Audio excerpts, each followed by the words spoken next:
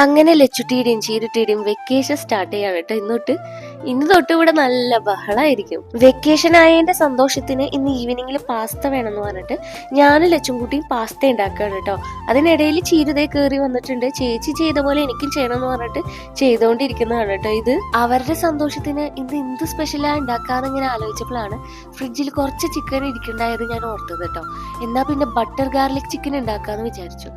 ഒറ്റ ട്രിപ്പിൽ എല്ലാം കഴിയാൻ വേണ്ടിയിട്ട് ചിക്കൻ ഞാൻ ദേ 2 പാനിലായിട്ട് ഒറ്റയടിക്ക് വറുക്കാൻ വെച്ചിട്ടുണ്ട് കേട്ടോ. ഇത് ബട്ടറിൽ വറുക്കുന്ന കാരണം ഒരു പ്രത്യേക സ്മെല്ലായിരുന്നു കേട്ടോ. ചീരുട്ടിക്ക് ആ സ്മെല്ല് കേട്ടപ്പോൾ തൊട്ട് വിശന്ന് തുടങ്ങി. പിന്നെ ആൾ അടുക്കളയിൽ നിന്ന് പോകുന്നേ ഉണ്ടായില്ല. ഞാൻ ഇടക്കിടക്ക് പിടിച്ചു മാറ്റായിരുന്നു.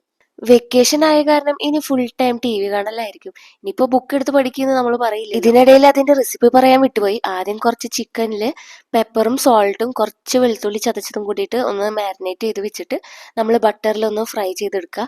അതേ പാനിൽ തന്നെ അത് മാറ്റി കഴിഞ്ഞിട്ട് കുറച്ച് വെളുത്തുള്ളി അതേപോലെ തന്നെ പച്ചമുളകും ഒക്കെ ഇട്ടിട്ട് ഒന്ന് ഫ്രൈ ചെയ്യുക. കുറച്ച് പെപ്പർ ആഡ് ചെയ്തിട്ട് ഈ ഫ്രൈ ചെയ്ത ചിക്കൻ അതിലേക്ക് ഇട്ടിട്ട് മൊത്തത്തിൽ ഒന്ന് മിക്സ് ചെയ്തെടുക്കുക കേട്ടോ. ഇതന്നെ കഴിക്കാൻ അടിപൊളി ടേസ്റ്റ് ആണ്. ഞാനൊരു ക്രീമി ടെക്സ്ചർ ആവാൻ വേണ്ടിയിട്ട് ഫ്രഷ് ക്രീമും കൂടി ആഡ് ചെയ്തിട്ടുണ്ട്. വേണമെങ്കിൽ ആഡ് ചെയ്താൽ മതി. അത് ചെയ്താൽ അതൊരു വേറെ ടേസ്റ്റ് ആണ് കേട്ടോ. ഞാൻ വെറുതെ പറയണതല്ല, ആ ചിക്കൻ പീസും ആ ഗ്രേവിയും കൂട്ടി കഴിക്കാണ്ടല്ലോ ഒടുക്കത്തെ ടേസ്റ്റ് ആണ്. എന്തായാലും ട്രൈ ചെയ്ത് നോക്കണം.